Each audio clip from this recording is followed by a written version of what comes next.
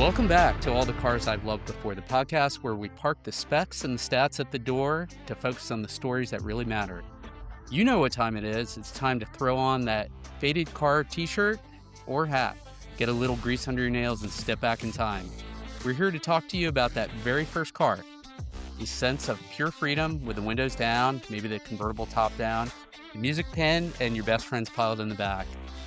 Every car tells a story, and those stories reveal exactly who we are, whether it's your forgotten beater, a lifelong project, or the one that got away. And we're driving that personal history behind the metal. I'm Doug, and I'm here with my co-host, Dave. Let's get into it. Dave, how are you? I am doing very well, thank you. Thank you for having me back again, and I'm glad to be here. Yeah, always a pleasure, sir. Oh, of What's new? course. What's new in your world? Any car-related activities? Well, now that all the ice is melted, if anybody's on the East Coast, they know that it took a while for that to happen. I've got to rearrange my parking situation, but I haven't actually turned any wrenches as of late. Still waiting for it to warm up a little bit more, but at least now that the ice is gone, I can put vehicles back where they're supposed to be. But how about you? So I think two exciting things. I went to the America on Wheels Museum in Allentown. If anybody's never heard of Allentown, PA, you probably know the Billy Joel song. That's Allentown. So I brought my 14-year-old son and my 84-year-old mother. I think the highlight of that trip for her was sitting in the Model T in the back with my son and I sitting up front, and they let you honk the horn and just a great picture experience. But as I mentioned to you, Dave, they had a Nash Metropolitan exhibit. They had a Dodge Viper exhibit going on. Those are from car clubs, but really nice small museum right near the river. So good times. And then kind of the highlight of my weekend was yesterday. I went to P1 Racing Simulator. It's a digital racing like you see in the movies. It's in Annapolis, Maryland, where I live, and got to race a Cayman on a track and just me independently, but it was a lot of fun. I wrecked the car a bunch of times, but I had the option of stick shift or automatic, PDK. But there were siblings racing against each other. There was a father-son doing like a F1 style setup, but you get a lot of feedback. It really was a ton of fun. I highly recommend it to anyone. We're going to have the guys on the show, so I don't want to reveal too much, the co-owners, but tons of fun. I know seeing the pictures that you sent me made me want to go immediately. So I'm definitely going to be checking it out very soon. And I can't wait to talk to the guys from there too, because I'd like to know how they got into that. Super exciting. I have a car-themed article of clothing on today. I have my Volkswagen hat because who we're talking to today is a big Volkswagen person, and we're going to get into that in a minute. And I know that Doug, if you're watching this on the YouTube, has a Beatles shirt on, which he got in California, and that actually also happens to be where our guest is from. So it's all tying in together. We got Volkswagens, we got California, we got everything coming together, and I can't wait to get into this. So speaking of, we're going to do a real quick podcast update. If you've listened to our podcast, the last one that just released was a heartwarming father and son project who actually wrote a book about their experience called From Clunker to Summit. They restored a 1998 Acura Integra and took it to Mount Evans. So if you're back, thank you for coming back. If you're new here, go back and listen when this one's over. I think you'll really enjoy their story. They were really good people to talk to. And the Sun actually left a review after it and said, this is a quote from the review, a super genuine and authentic host that makes the podcast feel like chat with friends. Their content is easy to connect with and enjoyable. Would highly recommend. So thank you, Neil, for doing that for us. And I appreciate the feedback. It's going to help us grow. But now we got to get to the good stuff. And that's going to be, Doug, how did this lovely guest get into our virtual garage? Marla Aufmuth. She was a referral from one of our wonderful other Volkswagen loving guests, Guinevere Frescia from Frescia Brothers in Connecticut. And I'll let Marla do a good intro, but just to pave the way, if you will.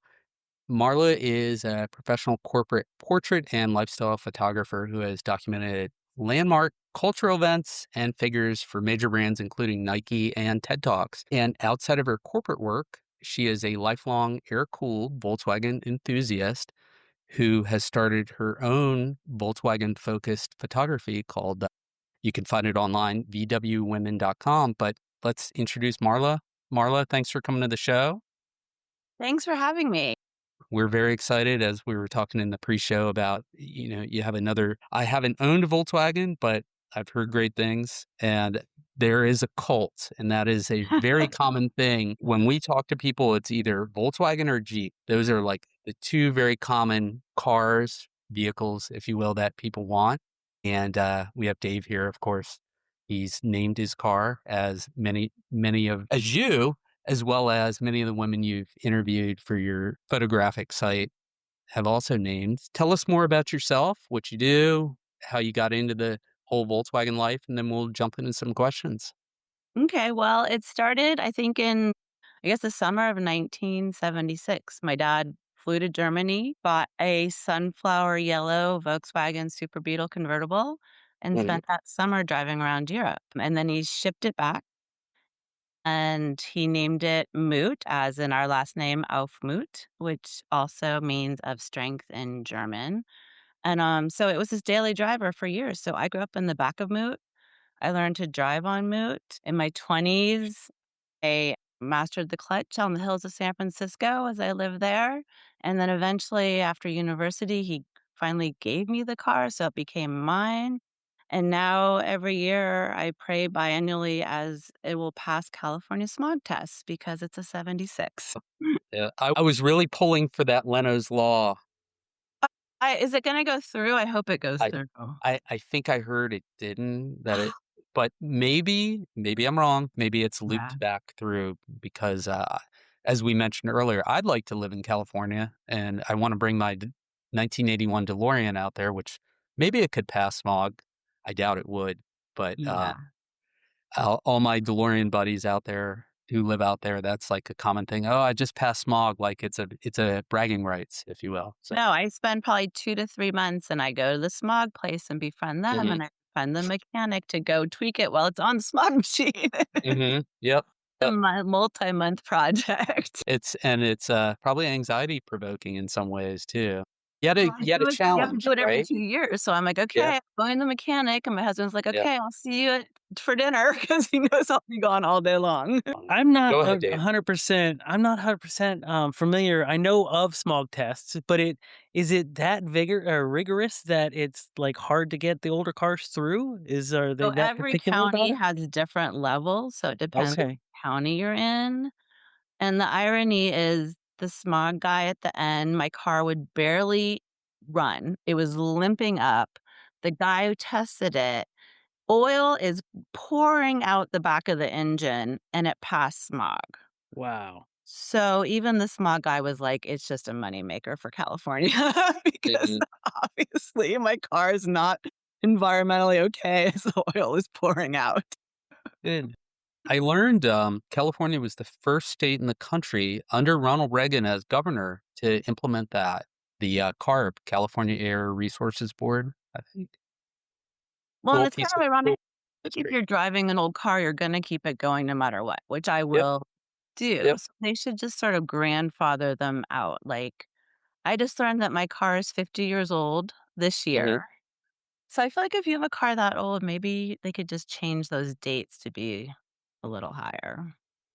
'Cause Yeah. in Maryland, that would be not even historic, it would be antique at that point. I think, um, antique starts at the 30 or 35-year mark, and they're not subject to any tests or anything as long as it can, if it has a steering wheel and a pedal and 4 wheels, or even 3 wheels, depending on what kind of car it is, you can drive it. So, like, I'm surprised that California is so strict even though it's a 50-year-old car, but like you said, every county has its own little regulations, which Maryland has some sections that have vehicle emissions and other sections don't. So, like, where I'm living, I don't have vehicle emissions, but yet Doug Oh, yeah, does. I didn't know that. In Annapolis, we do, but between my all-electric car and my DeLorean, which does not have to be smog tested, it's Right. has not been a problem for me.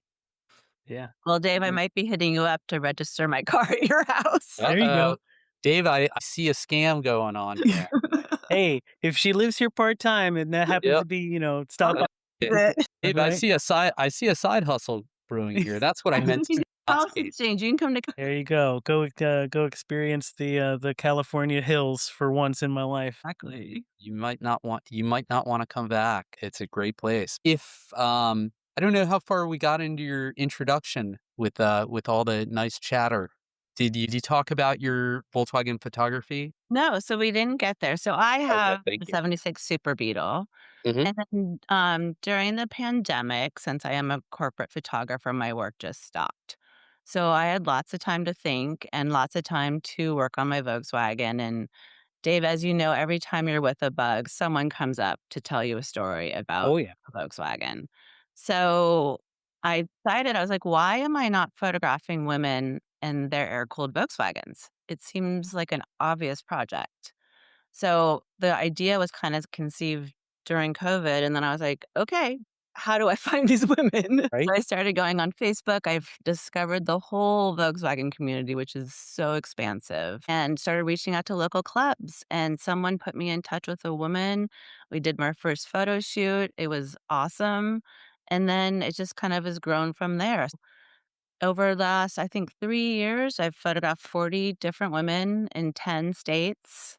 There's 5 different models of Volkswagens, from the buses to the Beetles to the Things, Squarebacks, and Ghias. And then it's just keep going, and every time I meet a woman, I'm just so amazed by their story, their love for their car, and everyone has a Volkswagen story to tell, so Mhm. They do. Maybe we Yeah, should everybody. change the podcast, Dave, to be every Volkswagen has a story.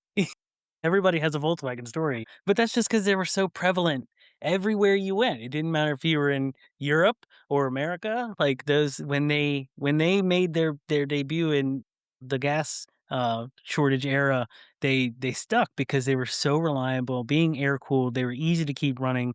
Like my story about keeping mine running with a literal penny and a piece of duct tape because they're that resilient that you can figure it out. And since then, it started, as you mentioned, kind of like that cult following. Even though we never try to, we don't lean into that. We just go, oh, look, another Volkswagen. But 100%, every time you're out driving, somebody's going to have a story or a question or a comment or something, or even just a smile and a wave because they love them, right? the Beetle was the most longest produced car and best-selling car ever. 23 million Beetles were produced. Like that's a crazy amount of cars. I think number 2 was, Model T Ford. Yeah, and the Far Beetle wow, behind, but amazing. still, what a difference. We're talking about polar opposites. So, I do have to just throw out, since even though I'm not a Volkswagen guy, I don't own a Volkswagen, my DeLorean Yes. does have something in common with the Volkswagen. This is a quiz. What do you guys think? I'm gonna let Marla go first. In Thinking. common. Something in common. I've Hmm. only seen a DeLorean from the outside. I've never Okay. owned one. It has something to do with what's behind the driver's seat. Oh, I know. I get it. Yep, With the engines in the back? it is. It Okay. I actually went to a car show, just downtown Annapolis, Cars and Coffee, and somebody said, I thought the DeLorean engine was in the front." I'm like, "No." He's like, "Are you sure?" "That's the way it came from the That's funny. factory." So, anyway, I don't think I'd ever put 2 and that's 2 together on that some myself. Like, of some course, trivia. Volkswagens are notorious for having rear engine, but Yep, I never like, we looked at yours last time I saw it, and you were yep. showing me the stuff that you were doing, but it didn't click like, "Oh, look, it's a rear engine car too." Marla, maybe we can, chat about your first car a little bit, how you got it, our standard, spiel, if you will, for the podcast, and we'll dive into some more questions. So my first You car was Moot. I learned Mood? to drive on him, and it was interesting hearing people talk about learning to drive on stick shift, and I don't remember, we just did it. I don't think it was really a thought since it was my dad's main car, like, we just got in and I learned it. We went. So I wasn't allowed to drive Moot to high school, but I could drive him to work after that. So that was my car, and then when it became mine around 94 or 5, my dad actually his coworker was selling me a '77 Super Beetle that was orange convertible, so he actually bought that. So even though he gave me the yellow bug, he ended up with an orange bug, so I quite get rid of the Beatles. So he Life. kinda traded up, Yeah, yeah, 1 year. and, in the meantime, right, you did have another car, So period? I moved to San Francisco, was driving it there, was working as a photo assistant, and I would show up on photo shoots to assist photographers. And an assistant goes, they go to the equipment rental store and gets all this heavy equipment and piles it in their car. And I remember showing up to a shoot with my top down with 5, 10 foot poles for lighting and gear just piled in there. Because when you put the top Mhm. down, you can actually fit a lot of stuff in there. But I was like, "Okay, maybe I shouldn't be going to photo shoots in my bug with all this gear piled in there." The photographers thought it was funny, but, you can't lock it. It could fly out. There's lots of things that could Yeah, go wrong. So my second car, I did inherit from my sister via my grandparents, a Honda Accord. okay. So that became my work car. Keeping it in the family again. And that car was jinxed. It got in so many accidents. I think it was champagne colored that no one could see. Two people U-turn into me. I had someone parked in front of me at a light or stopped at a light, just back into me, like just weird accidents. So I ended up selling that and then have my Nissan Altima now that I've had since '08. Oh, Okay. nice. That's Yeah. it. So you've had the Volkswagen Super Beetle the whole time, and that's Oh, it? yeah. 3 cars in your whole life. 3 cars in my whole life. Yeah. I think living in the city, in a city, Mhm. you don't really have room to have more. I mean, I already have Right. 2. I go and visit these women that live out in Nevada that have, like, they basically bought plots of land so that they can have their 28 buses and whatnot. We just don't have that space, so Do you have a garage for a Moot? no. So I Oh, cover them in the driveway. okay. Well, hey, you gotta do what you gotta do. I was just Yeah. curious because my Alice has never really seen a inside of a garage either, but, it's one of Yeah. those things where you gotta do what you gotta do. Right? How So often do you get Moot out? So usually when it's nicer weather, like it's raining right now, he's having a bit of a battery drain issue. So I kind of like unplug the battery. Like we just been gone for 2 weeks, so I haven't plugged him quite back in because it's pouring rain. But mhm, definitely a lot more in the summer. Although he doesn't like to go very far, so it's more like 10 block radius right now. and He's definitely so connected. less of a rust issue out there. I know in SoCal, Southern California, it's like, you see cars just last forever that would have disintegrated on the East Coast long ago. Yeah. He's rusted on one paint job, but nothing like you guys have on the East Coast because we don't Yeah. have salt, humidity, or anything like that. Mhm, Yeah. Like, it was funny because I whenever I travel for work or my corporate jobs, I always tag on some Volkswagen women, and I mhm, just smart. really late fall, and luckily last year, like, organized some women and this weather was really nice because 'cause they're like, "Yeah, we put our cars away," and I was like, "Oh, I didn't realize that's what you have to do on the Yeah. coast is Yeah, put them away." yeah, And yeah, the but battery drain is a thing in the yep, Volkswagen world. I have a marine battery disconnect on mine, so, like, if I know I'm gonna be parking it for more than a couple days, I go under the seat and I disconnect, and it's a quick disconnect, so just stops the battery from draining. Ooh, maybe I need to do that. Look yeah. into the marine battery disconnect. It Okay. works really well. I've gotten a solar, like, slow trickle charge that I Oh, can Mhm. trickle mount charge. there too. It's kinda more of a pain. So thinking back, Dave and I were talking about this earlier. I know you grew up with Moot. Is there something that you just loved about it, like that attract? In my case, pop-up headlights, and that was the big thing. But is there something about Moot, whether it's the basic dash, the round headlights? Uh, I feel like when I get in mood, as you're driving. You're actually driving a car. And I Hmm. always joke, like, people complain, like, "I would never want stick shift, there's too much traffic," but I am convinced that if everyone drove stick shift, traffic would flow more fluidly because people just, like, slam on the gas and then the brake now, so it's all like but if you have to shift and actually get up to something, Oh, I think traffic would just, like, ebb and flow in a much more fluid, lovely way. I nope. love driving, Solid I point. love and then I love putting on a winter jacket, putting the top down, and just Mhm. driving with that air, and that just there's nothing else Yeah. like that. Yeah, nothing beats a convertible, and I own many, and I don't wanna take your thunder, but what I've said is the worst car that's a convertible is the best car on a nice day. I don't care if you cut the roof off yourself, it's still the best car. I've never owned a convertible, so I can't speak to Well that. well, Dave, we could cut the roof off your car if you like. I I think I am know somebody. I was gonna say, not Alice, but we could definitely get a different car and cut the roof off. Or you could Alright. just get a convertible. Or we could do that too. It is funny, and I just remembered this story when I was probably post high school. I had the opportunity to buy it was this 5 Beetle convertible, and my dad, who helped me with so many different things, his comment was, "I don't know anything about Volkswagens." And he's a smart guy. It just he was a, American V8 front engine rear-wheel drive guy, and it was just so foreign to him. Of course, it's the simplest car in the world to work on.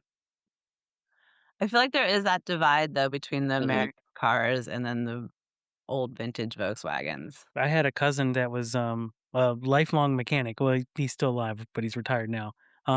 But he would refuse to work on a Volkswagen, and it wasn't a because of it was a Volkswagen, it was because of the way that it was engineered. Because like, the passenger side, um, lug nuts, you'll turn one way, and then the driver's side turn another, and, like, those kinda things, and he was just like, "No, I won't work on a Volkswagen," and so I had to work on my Volkswagen by myself, but he would work on every other car with me, just not the Volkswagen. Quirky, you gotta know the ins and outs of the Volkswagens, as you know. I You can get yourself in a heap of trouble if you don't know what you're doing, but at the same time, once you learn it and find the simplicity, it's like, "Oh, well, that was, super simple." though you've only had 3 cars, you did mention what your dream car is, and, then I wanna circle back to talk more about your photography. Tell everybody about your dream car because I hadn't heard of this particular model. Okay, so talking to all these women who have buses, they Mhm, have so much fun camping and road tripping in their buses that I was like, I really mhm, want a Volkswagen bus. But honestly, like having 2 vintage cars keeps me busy enough, like taking mhm. care of him. So I was like, I was like, okay, maybe the ID Buzz will be cool, but I feel like Volkswagen did not quite pull that one off.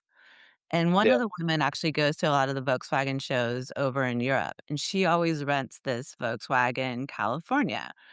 And so Volkswagen has basically done a hybrid version of like a modern version of the Volkswagen bus. So it has a pop-up top, it has a full kitchen inside, it has sliding doors on both sides, so you can, like, go through the whole bus. They call it, like, 3 rooms, so, like, both side awnings become living spaces with the Volkswagen camper van itself as, like, part of your home. And so to have something that's modern but still actually reflect those earlier buses and Westphalias and Rivieras, like, that you could sleep in would be ideal. And then it's a hybrid, so it's electric, but yet you could still go off-road or go wherever you need to go and not worry. So that would be my dream car. Actually, I was looking at those earlier myself, and it does definitely hail back to the Westphalia days with the square nose Volt vans, the Vanagons, Yeah, because they changed it yeah. to the Vanagon after a while, and it would be cool to have one of those myself, but at the same time, I don't go far enough that I would need it, but it's a Volkswagen, so I own it anyway. And you can't get them here because 'cause they're only in Europe. You could definitely import one of the older ones now, because if it's over 25 is the cutoff. So if it came out in 2000, you can own one of the old ones, ship it over. So that's a good idea. That's how I got my little van. I shipped it from Japanese. Oh, I know, I went on that website that you had talked about to look at all the K cars. It's it's dangerous, and, of course, when the tariffs went up, that was like I was thinking about buying one. I'm like, "Nah, this is a good reason not to." So my husband's 6'3". Do you think he'd fit in one of those K cars? Ooh, depends on which one, because my van, the seat's all the way back. I'm 6 foot, so Okay. he's got, and my knees just brush the dashboard. So 6'3" might be touching like a little bit mainly uncomfortable. He could definitely fit, just not for a long period of time. We'll put it that Yeah, way, yeah. for sure. Well, Well, you never know, we might have to have Marla back with, maybe with her husband. one more question about the vintage We Volkswagen. I'm curious. So we've talked about all the positives. What's one thing you wish would be different, or like the worst part of owning an old air cooled? And I'm pretty sure I know the answer, but we'll It's mine's fuel injected. Okay. So So that adds a 6, little yeah. quirk to people fixing it. Mm. I don't work on my own engine, so it's finding the mechanics who actually won't lie to you and say they don't know how to work on them and will actually do it. Because I know I've been driving that car for what? I don't know, 40 plus years. So I know every sound it makes, so I know when it's not running right. Mhm. So it's finding that person, and they have to be, like, in their 70s or 80s. I feel like those old mechanics are the only ones that know, and luckily I have one right now, so knock on wood, Mm. around for a while longer, but it's probably me not knowing how to do enough to tweak it to keep it going. Understood. Yeah. That's a solid answer. Not what I was thinking actually, but What were you solid thinking? answer. I was thinking it was going to be the trying to get it through smog every year or every 2 years like you were talking about. Obviously, the newer the car, it's probably going to be easier because the computers are worrying about getting it through where this one is somebody's going to have to turn a wrench or a screwdriver somewhere and get it through. But Yeah. that makes a lot of sense. I'm a little blessed because less than probably 20 minutes or 30 minutes drive from me is an actual Volkswagen specialist. And he has what's called the auto house. And he only works on old Volkswagens. So, like, Mm. now granted, he's getting up in age, like you mentioned. So at the moment, knock on wood, I have somebody that I can call and or take my Beetle to if I need it. I try to do a lot of it myself, but it's a dying art for Yeah. the Volkswagen, the air cooled world. Oh, I wanted to loop back and hear more about the Yeah. VWwomen.com. You started sharing about it being a pandemic endeavor, right? Oh, Basically taken off since then and yeah, continued. so it's totally grown, and it's been great because through these different clubs, I'll find women who I will reach out to, see if they're interested, share with them the project. And, it takes a lot of trust to have some strangers show up with you in your car and interview you and photograph you. And so many women have trusted me to like tell their story right and for them to share their story with me. So that's just been lovely. And what's great is I never really know their story beforehand. I just kinda Mhm. go on a leap of faith that this will work out. So in having no idea what these stories are, I am always so excited. I get in the car after, I call my husband, I'm like, "You're not gonna believe this story, blah, blah, blah, blah, blah." And so it's just been really fun to slowly roll these stories out from Guinevere, who you met, who's 5th generation Volkswagen repair shop owner. And she actually had a fear of driving her car until she started getting in her Beetle and could just like concentrate on driving. So to see her kind of persevere and work through that has been amazing. Another woman is Sarah, and she has what does she have? A 67 Riviera conversion bus named River. And she drives the Shasta Snow Trip every year. Do you guys Mm, know what that is? I I've never don't. heard of that myself. Okay, so every February, it just actually happened. So during a California winter, all these old buses, all air-cooled buses get together and they drive 300 to 500 miles all off-road around Mount Shasta. So it's through snow, it's through rivers, buses are sliding off the hillsides, like it's crazy and That it's sounds crazy. off the grid and they've been doing it for a long time, like 25 years now or something. And she's one of the few women that does it, and she's, like, dropped her engine in the middle of, like, some dirt road to fix something, like, she's amazing. I meet people like that, and I'm like, "Oh, wow, okay, I got a lot to do." It's intimidating when you have people like that too, because you're thinking like, "I know some stuff," and then you hear, "Oh, well, I was, 300 miles deep in the wood and did this." I was like, "You know what? Never mind." She does it by herself, which is even more incredible, like, lots of couples go, and she's doing it by herself. And where is Mount Shasta? So it's in Northern California. I am just amazed thinking about the buses. I always think about the 60s and whatnot. Like, what was it like to take one of those on a road trip? They're underpowered, they're not safe. Nothing was safe back then, Yeah, by that today's was standards, of course, but standard. no air conditioning, right? Just little stick shift and going uphill. I can just You imagine just go slow. sputter. Maybe that's why the 60s worked out so well. It's that people were not in a rush, Yeah. whether chemically induced rush or not. They were just very laid back. Just doesn't sound like a fun travel vehicle, but back in the day, they made it work and they continue doing it. It's Yeah, still she's an brilliant. homage. I'm looking at your site while we're talking. I'm sure Dave had think Dave mentioned Cora and the double cab No, was yeah. one that caught his eye. Yeah. My dream car. She started collecting Volkswagens. She got into them because of her brother, and then ended up with 8 buses, and then met Mitch, who she ended up marrying, and they ended up with 28 buses, and now they have a whole restoration shop they've built on this piece of land. Yeah. And where is that? They're outside of Reno in Nevada. Okay. It's a really pretty valley up Yeah. there. And they have like a Volkswagen camp out that they invite all their friends and their Volkswagens every, I think, August or spring, and just have really delved into the whole Volkswagen community. And they do drives and they done to car shows together. Um, it's pretty cool to see what they've built. That's awesome. And it's the sanctuary for Volkswagens too, because Nevada is famous for having some of the cleanest Volkswagens. Because, like we were talking about, with no rust, Yeah, it's like so it's dry it's such a there. dry environment and everything. So I'm sure all of their buses are gorgeous. Yeah. Well, the ones that were restored. There's some, yeah, shells out there too. The donor ones aren't as pretty, but they're still in No. my world. They're still like, yeah, we could do something with that. They'll get used in somehow, some Yeah, way. right. And there's a wonderful sisterhood from looking at your website, vwwomen.com, of, all different ages who love these cars and they found something common, whether it's growing up with one like you did, or Cora mentioned that her brother was interested in Volkswagens and that's how she got kind of pulled into it. And he ended up living with her and that made the connection stronger with Yeah. Volkswagens. And she met her husband. He liked Volkswagen buses. So 28 buses later, there you go. But where do you see your hobby going? It doesn't seem to be stopping anytime soon.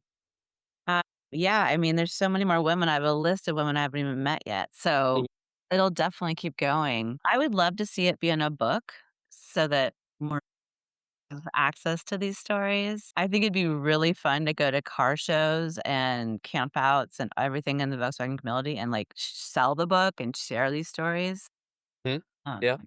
Monterey here has Monterey Car Week in August, where Mhm. the Concours d'Elegance is, and it's a whole week of events, and I would love to be part of the little car show and have a bunch of women show up in their Volkswagens, and men too, and show Sure. up with these Volkswagens that are kind of the opposite of what shows up at the Concours d'Elegance, but still, I think should be respected in their own right and do a parade out there. So I think that would be my where I'd love to see it go.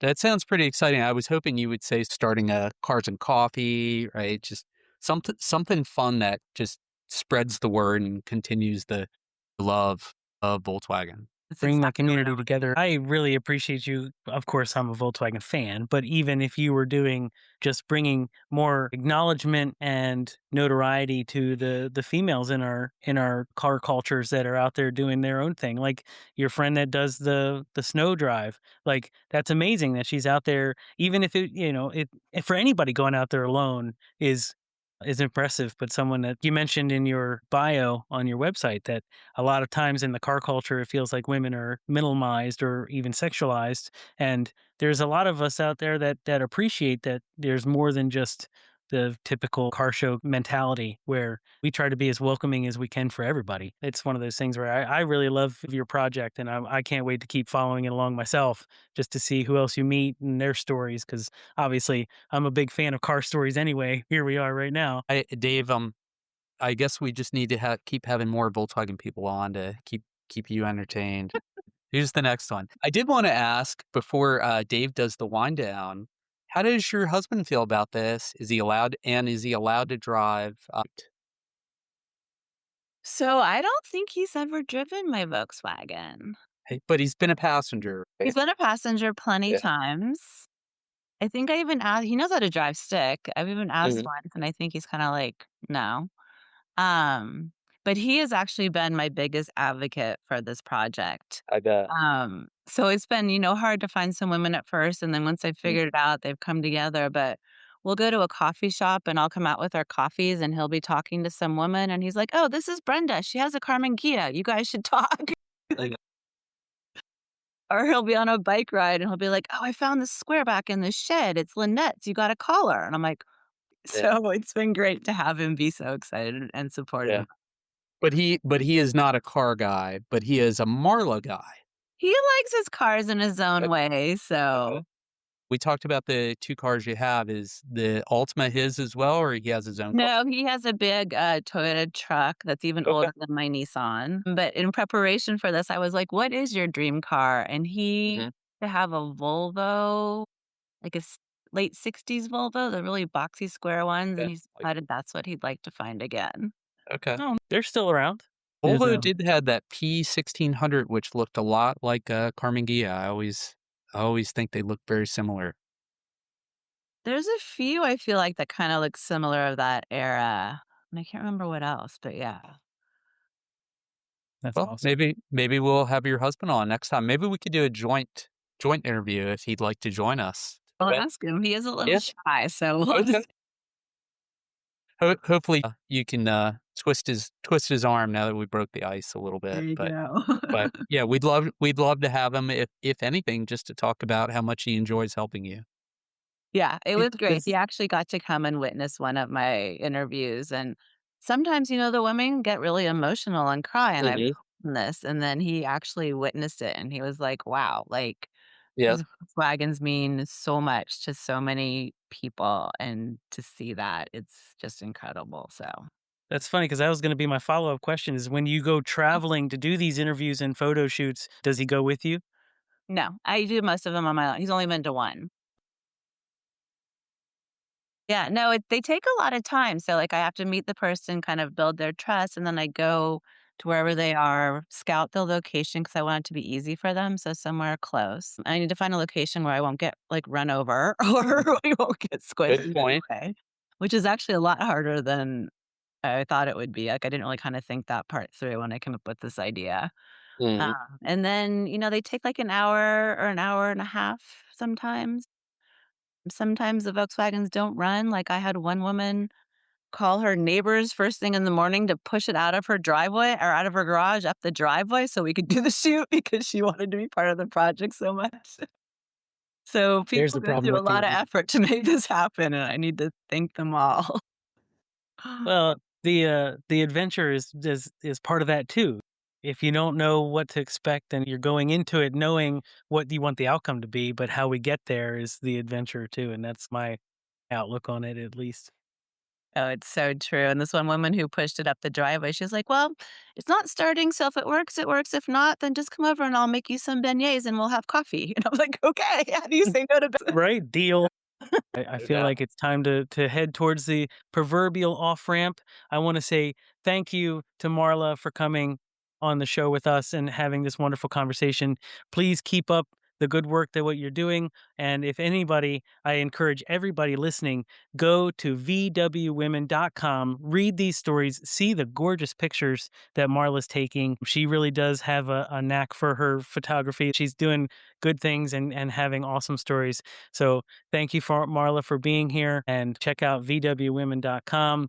And that has been the show. You've been riding shotgun with To All the Cars I've Loved Before, the podcast celebrating the metal that shapes our lives and the stories that keep them running. If today's episode sparked a memory of your own first ride or a project gathering dust in the garage, we want to hear about it.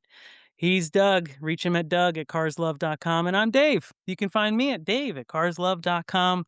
Again, special thanks to Marla. Check out her cool stories, pictures, and stories. And if you enjoyed the trip down memory lane today, please follow us and tell a friend. Leave a review on the Apple Podcast is the best way to help our community grow. And you can find everything you need from us and our social links and everything to our past pod episodes at our link tree, linktr.ee/carsloved. And until next time, keep the windows down and the stories moving.